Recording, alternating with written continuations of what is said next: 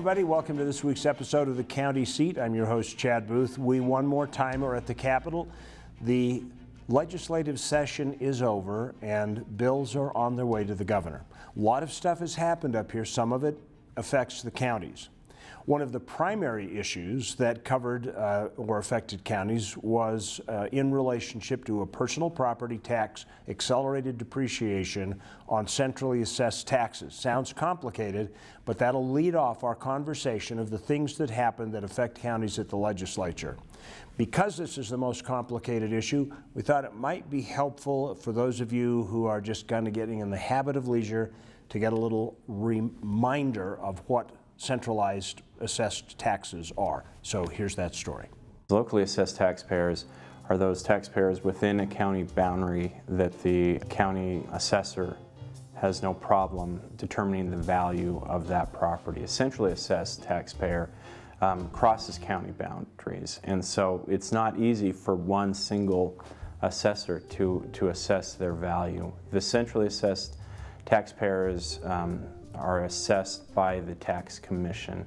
The valuation on your real property is assessed using market value, or what similar homes are selling for in your area. With centrally assessed properties like railroads, airports, and power plants, it's not quite that simple.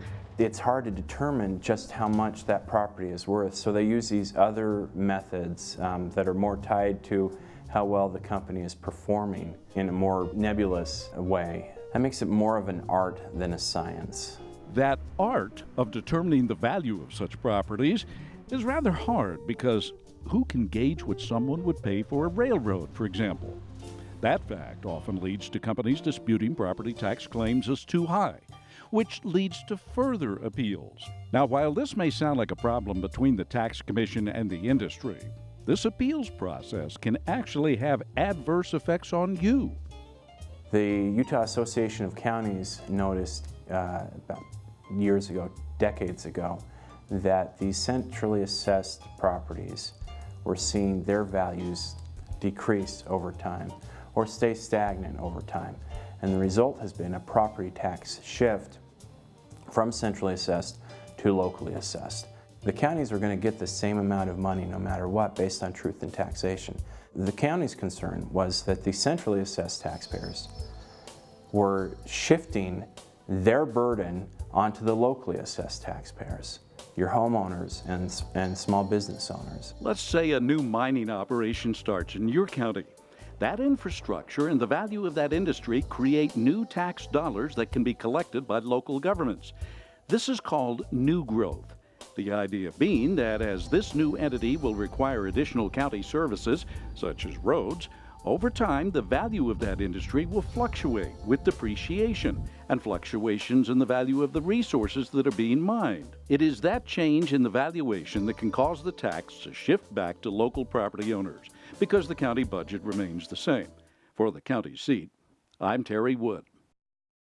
Thank you, Terry, for that story. We are going to talk about some of the nuances of this new bill that came up during the legislature, along with some of the other things that affect counties. We'll be right back with our legislative wrap-up of the county seat right after this commercial break. 149 million years in the making, dinosaurs once roamed this land.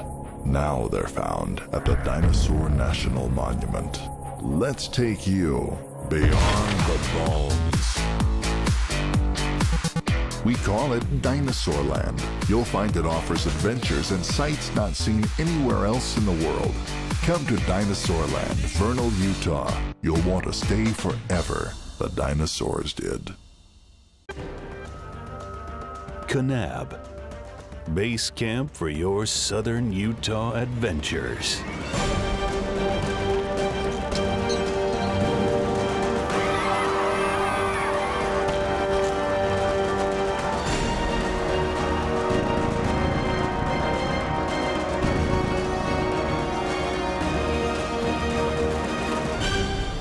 You belong in Kanab. Color. It's something that can be seen. But have you ever wanted to reach out and touch it? Experience it. In San Juan County, Utah, color comes to life like nowhere else on earth. Color can be more than an abstract. color can be your gateway to a new world. Visit San Juan County and explore the past, present, and future in a way that you've only dreamed of. San Juan County. Color your experience. Beautiful scene, isn't it? The great wide spaces of the wild, wild West. Hi, I'm Chad Booth, host of At Your Leisure. I'm asking you to support the Blue Ribbon Coalition. Their efforts responsibly preserve access to our public lands. If it were not for the Blue Ribbon Coalition and their efforts, you may not have access to millions of acres of land across the West. This is America's playground, and if we don't do anything, we are going to lose it. Join, participate, and donate. Welcome back to the county seat. We are talking today about the close of the legislative session, which just 48 hours ago, or less than 48 hours ago, actually wrapped up its business for the year. Joining us is Lincoln Schertz to talk to us from UAC. Lincoln, thanks for taking the time. You've been kind of busy up here this year, haven't you? It's been a busy 45 days, lots getting done. Where was your cot? We very much were like Jason Chaffetz, Representative Chaffetz, in terms of the cot in the office. Lots of time at the Capitol this year. So one of the things, you and I sat on this show back in October, and we talked about centrally assessed taxes, and you thought we were going to see some things going into the session on the appeals program, the modifications. That didn't happen, but instead we've got this accelerated depreciation schedule. I guess Rocky Mountain Power's been pushing? Yeah, there's a couple of different bills that dealt with centrally assessed. There was obviously the accelerated depreciation piece that you just mentioned that Rocky Mountain Power was pushing, dealing with their ability to depreciate some of the big assets in the Rocky Mountain Power system. That bill moved through the session relatively quickly. They had a lot of the high industrial users that were working it. The big goal for Rocky Mountain Power in this is really trying to come to the ages of how do we get into solar and alternative energy, recognizing that's kind of the wave of the future. Conceivably, what they were trying to accomplish was getting out of old coal-produced power plants, allowing for accelerated depreciation so you could get out of those and invest alternatively in some alternative energy was the goal. We'll see how it plays out. There are a lot of nervous people on all sides of this bill. It'll be interesting to see how the governor responds to it. I think the legislature will be back in some form or fashion to deal with this one for sure. So how would that work? I mean, and how does it impact the counties? People go, okay, I know about accelerated depreciation. It's something on my tax form, and I can write off a car in 2 years instead of 5 if I use it for business. What? From a county standpoint, it's not going to affect us that much. Depreciation does affect us, but it will just be over time in terms of when we collect the taxes. We're still going to collect the same amount of taxes. It's just a timing issue. Where you're going to see potentially the biggest impact as it relates to this bill is potentially on ratepayers because it allows for Rocky Mountain Power to capture all of that accelerated depreciation and reinvest with full reimbursement from the Public Utilities Commission, Public Service Commission. Essentially, there may be some circumstance where ratepayers end up paying a little bit more for the alternative energy. So it's really going to be more on the energy side versus on the accelerated depreciation side. So the counties aren't excessively concerned about Not that. excessively concerned. Obviously, in our communities throughout the state that are high coal producers and these power plants are using that coal, seeing kind of an eye towards the future that Rocky Mountain Power is going to be looking at alternative energy other than coal fire, obviously that's going to have an impact in the carbon counties of the world. Right. What else came up? As it relates to centrally assessed, as we mentioned in our October show, there was a bill this year that also dealt with centrally assessed and how we calculate centrally assessed property tax in the state. It was really a fairly nuanced approach that the accountants will get. But Representative Dan McKay came up with a proposal to essentially handle how we capture new growth on centrally assessed. Centrally assessed property is different than real property, and real property is like our homes and our businesses. Fairly easy to understand what new growth is. You put up a new building, that's considered new growth. On the centrally assessed side, it's valuation changes. So the fluctuation in the market on coal or on oil or any of those things can affect what is considered new growth under the calculation for the state. He tweaked some of those provisions so that essentially, if there's a downturn in the economy, we don't capture new growth when it's just replacing what was otherwise there prior to the downturn. So there's some things on the back end of the equation that will have some impact on what counties get in terms of new growth. In the whole, in the aggregate, not going to be a huge impact to counties. The fiscal note on the bill was relatively nominal. And the reason for that is we pick up a bunch of new growth on locally assessed real property through the calculation system that they've come up with. So basically, as you explained in the story, it's kind of a ratcheting, and so that new growth ratchets things up, and then if it drops, it still leaves that ceiling up there. Correct, and essentially what this says is when the market drops, we're going to have to get back to the high water mark, if you will, before we start recapturing new growth again. So all of that makeup ground, if you will, that won't be considered new growth until you hit that high water mark. Anything over that will be considered new growth. So this has always been a problem for me, is that when we're on a revenue-based system for property taxes, and so we're making the same amount of money. This is truth in taxation and everything. You have the same budget every year, and you are going to have these dips where all of a sudden you've got these fluctuations where property values are going to drop, centrally assessed businesses are going to drop, and you don't have that ability to put away a rainy day fund like the state does. Counties are kind of crippled that way. Well, yeah, there's two types of system. There's a rate-based system and there's a revenue-based system. The one we operate in Utah is the revenue-based system, which means through the property tax, they guarantee you what you received last year. Anything over above what you received last year, you have to go through truth in taxation and go tell your voters why you need additional money. The alternative system is a rate-based system where they hold a rate constant, and then as values increase or decrease, you're kind of subject to those fluctuations in the market in terms of the property valuation. States who have a rate-based system have seen significant problems because when the economy's good, they're inadvertently raising taxes by a stagnant rate on a house that's going up exponentially in value. So what we've done in Utah is said, you know what, government, if you're going to ask for more money, you need to go back to your citizens and tell them why you're asking for more money to provide services. We'll give you the constant amount of money, but if you want more money, you got to talk to your taxpayers about that. Why can't counties do a rainy day fund? Why can't they do a reserve like the state does to kind of fill in some of those short-term gaps? Counties can, and they traditionally use the sales tax that they collect to do a rainy day fund. So the state law allows them to keep a portion of the budget in what's called a rainy day fund, but they do cap it at a certain amount. And the reason that they cap it is they don't want us collecting more money than government needs. The idea being government shouldn't be taking more money than it needs. If you need money over and above what we already authorized in the rainy day fund, you should go to your taxpayers. The problem with government, and most people maybe not understand this, is that it's countercyclical. When the economy is really bad is when most people are demanding more governmental services. So it makes it difficult that essentially as taxing entities we have to go to the public when their wallet's already hurting because it's a down economy and ask them for more money, because that's when we're providing more services for behavioral health and that's other issues. Precisely the point. So in my logic, it would say, well, try and collect a little of that money when things are good, so that you don't have to ask them for it when things are bad. Can't you make that work for me? Can't you just handle that, Lincoln? I think we have pretty responsible taxing entities that are trying to be judicious and not take more than they need. Most counties do have a functioning rainy day fund. Will it pay for all services in a down economy? No, but it's enough to get them through some of the minor troughs that we experience as part of the just regular economy. Any other tax issues that have affected property tax in this session? Not on the property tax side. Those were the biggies as it relates to counties. There have been a couple of sales tax issues that were working their way through the legislature. Some of them were successful, some weren't. There's been considerable discussion on sales tax on internet-based purchases, which is still the law of the land today, just most people don't pay it on their filing at the end of the year. A lot of discussion on that issue, and I think there's going to be more to come. This is a federal issue that they're trying to deal with federally. On the state side, the legislature took a crack at it. Wasn't that successful. We'll see where it goes in the years to come. That's actually a pretty big number, though, isn't it, in some counties? It's huge. State estimates put it in the hundreds of millions of dollars of escape taxes that are currently due in the state that are not being paid on internet purchases. So this is inevitably going to be something. They estimate roughly 20% of all purchases are happening on the internet. If you assume we're not paying sales tax on that, it's going to be a big, big issue as government continues to try to right size and pay for services. Very quickly, people think sales tax, they tend to think state. About what percentage of that hundreds of millions actually belongs to the county? So the state collects 4.75% of the rate. Cities get 1%, counties get 1/4%. So not huge, but it's still substantial. 1% of all purchases, still a big number.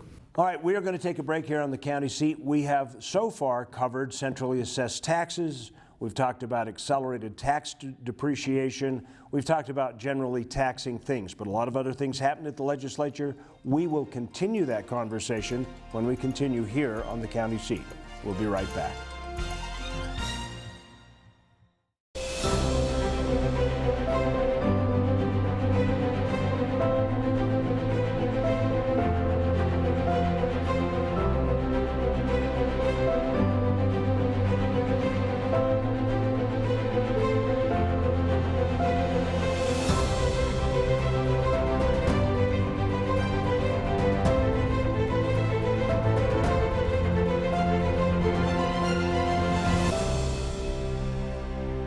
What would you do with an extra day in Utah Valley? Explore the Wasatch Mountains? Snap a family photo at Bridal Veil Falls. Cool off on Utah Lake or the Provo River.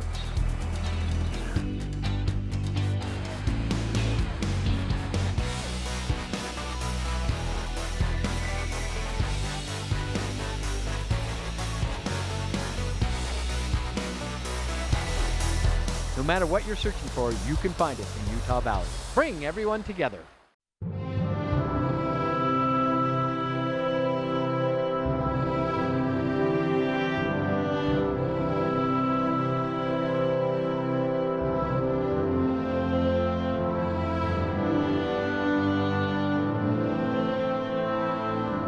In a place that is beyond words, there is nothing to be said except take your time in Bryce Canyon country. I'm a Utah's own dairy producer. I care about the health of my animals, and I care about the quality of food we produce. Because when it comes to providing quality dairy products, I understand the importance of Utah grown and raised. And the jobs we enjoy are vital, because Utah's own supports our communities. As a consumer, I look for Utah's own products, because Utah's own is good for me, and it's good for Utah. Keeping it here at home, Utah's own.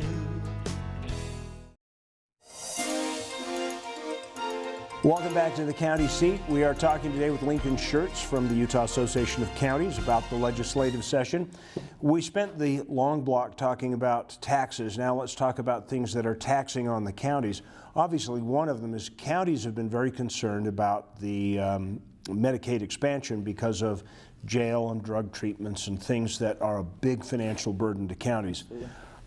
Quite frankly, I did not expect Medicaid expansion, particularly Medicaid expansion, to come up in the legislature this year and go somewhere. Yeah, I think you're right.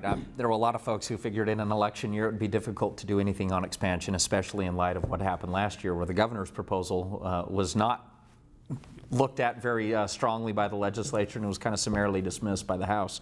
This year, surprising to many, we came back and looked at Medicaid, what they're calling Medicaid extension, which is really another term for expansion. And what the bill really attempted to do was figure out a way in which they could still contain costs, which was the big issue last year in the House, was there was a sense that they couldn't contain cost on the governor's proposal. Well, that's right or wrong, that was the sentiment in the House. So they came up with a proposal Representative Dunnigan ran, which essentially allowed for cost containment to about $30 million impact to the state, and we draw down about $70 million from the federal government, so a total package of $100 million worth of funding. What that will do is serve the lowest of income for folks in Utah who are chronically homeless, who have substance abuse issues, who are getting out of jail, and who do not have any sort of Medicaid treatment. So they estimate there's about 16,000, 17,000 folks that fall into that category. These funds would be used to provide full coverage, Medicaid expanded coverage to these individuals, to provide them coverage as they transition out of jail and try and get a productive job in the workforce. What the proposal does, it is essentially allows them to get coverage for 12 months after coming out of jail or getting off of the chronically homeless rolls, gives them 12 months of coverage whereby they can actively job seek and do some of the other things that we're hoping to get these folks back into productive society. So is the term on it what they consider the cost containment part of it? Not only the term, but also limiting it to 16,500 people. What they did is run estimates to determine who are chronically homeless, who have substance abuse disorder that are currently being treated without any sort of Medicaid expansion, federal drawdown of dollars. They found that number to be about 16,000 to 18,000 people. This is what the state could afford. So it is definitely a pared back plan. The governor's proposal would have covered about 70,000 to 80,000 people. This one will cover about 17,000. And so who are those people?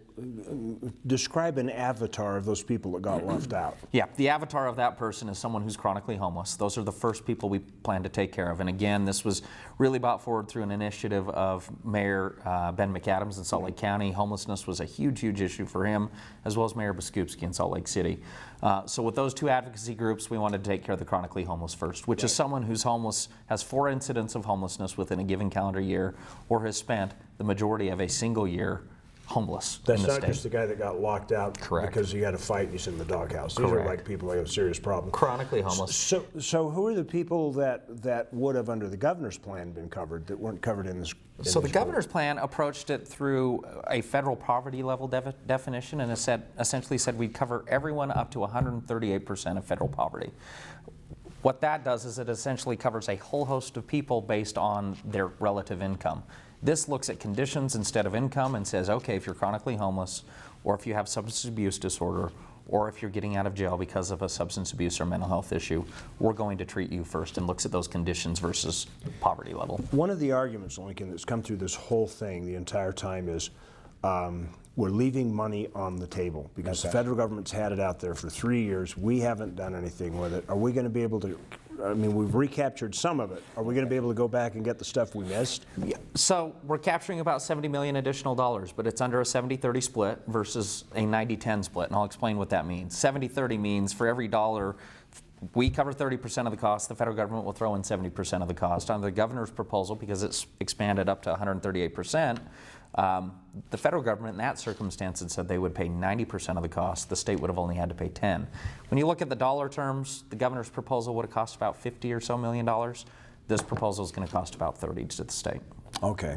So, but then that federal plan had a cutoff point too. It was like originally 90-10 and then it went to 80-20 or something like that. It ratchets down to the 90-10 split by 2021, if I'm not mistaken. Okay, so that was the end game. That was the end game, correct. All right. Great. Well, I think we've covered Medicaid expansion. We'll come back with more of the legislative session and some of the taxing issues that face counties when we come back with the county seat. There is a place where looking out means looking in, where an impression lasting only a few seconds will be imprinted on a life forever, where courage is forged and innocence rediscovered, where remembering is rewarding and forgetting unforgettable. There is a place where truth is felt and where seeing is believing. There is a place. There's a little place on a Utah map where I was raised, where my heart's at, where the sagebrush grows wild and high, and the stars come out at night. Oh, there ain't nothing like being raised in the basin with a Ute reservation, skiing starvation, that Duchesne County life. What do you picture when you hear Rich County, Utah? Bear Lake adventure, snowmobile action, pristine skiing, spectacular solitude.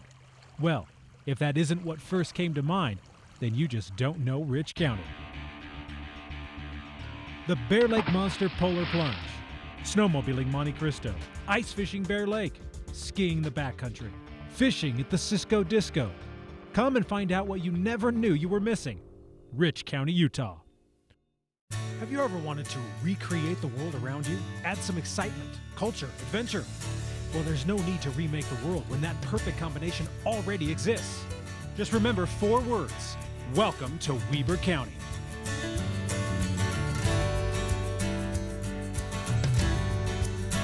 In Ogden, you'll find everything you're looking for, from the top of Powder Mountain to the restaurants of our revitalized downtown. Ogden, Utah. Mountain to metro and everything in between. Visit Ogden.com.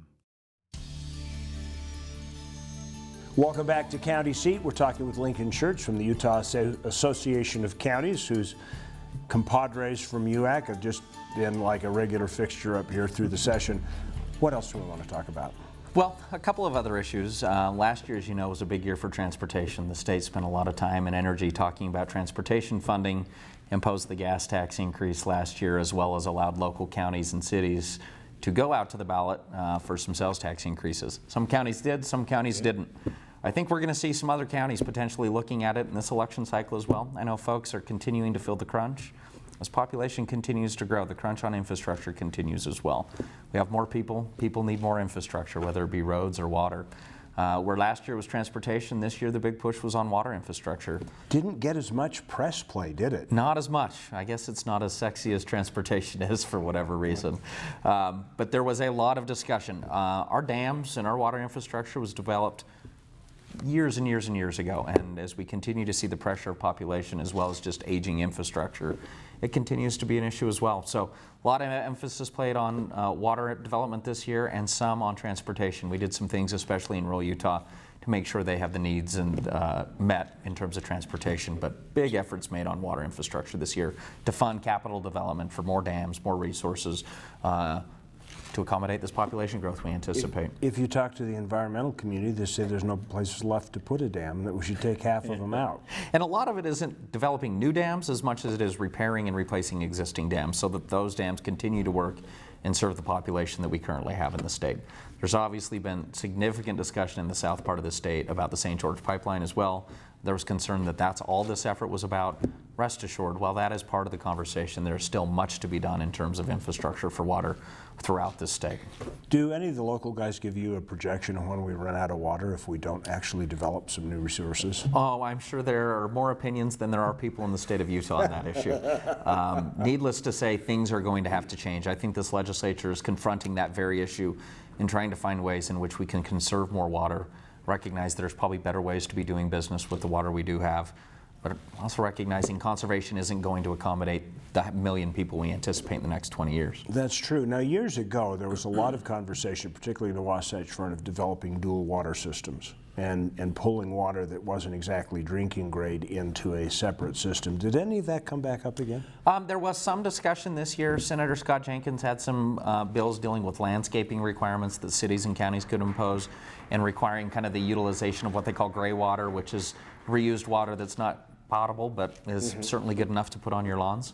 So those sorts of issues came up. Didn't go that far, but clearly you can see the eye towards the future as we're going to be talking about all those issues in greater detail. Geez, maybe that inter-island diking thing with the Great Salt Lake will become a hot topic again. You never know. The pumps out of the Salt Lake, we may get to use them again since '83, huh? Yeah, really.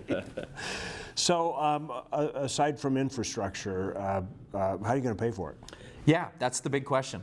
There was a sales tax earmark that used to be in transportation. They tweaked that a little bit to put some of it into water, recognizing we got to have both. So that's one way in which we're paying for it. A lot of discussion on user fees. How do we have conservation-based user fees in the state? How is that going to play out? These are all conversations that will continue over the interim. There wasn't per se any sort of final conclusion made as to how we should do this, but clearly everyone's looking at this is something we need to start addressing as the state. Excellent. Lincoln, thank you for all your work, you and Adam and Ari and Liz and all you guys that just spend all the time up here. And thanks for taking the time to join us. Appreciate it. All right, go have some vacation time. Okay, great. Good to see you. Thank you for joining us. We'll look for you next week on the county seat. Remember, local government is where your life happens. Sometimes these half hours have a lot of information and you go, oh, it's too much. But remember, you are part of the process, so be engaged and be part of the solution. We'll look for you next week on the county seat.